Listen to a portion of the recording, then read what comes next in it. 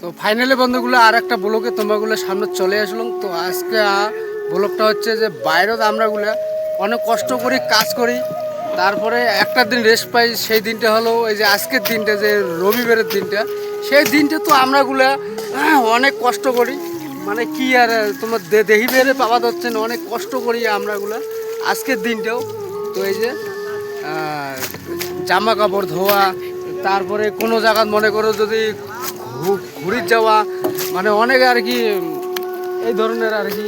এই দেখো, আর এদিক তোমার দেশ চারপাশে দেখতে পাবেন জামা কাপড় পুরো আর কি চকচকা, মানে খসখসা, মানে খসখসা দেখা যায় চারদিকে। এই দেখো, মানে এই হলো আমার এই যে একজন ধরাধরি শেষ করে ফেলাইছে।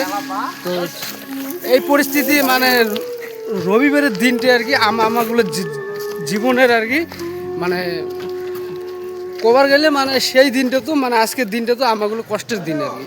মানে কোনো রেস্ট নাই, জামা কাপড় ধুইতে মানে হাফ বেলা শেষ, 2টা 3টে বাজি যায়।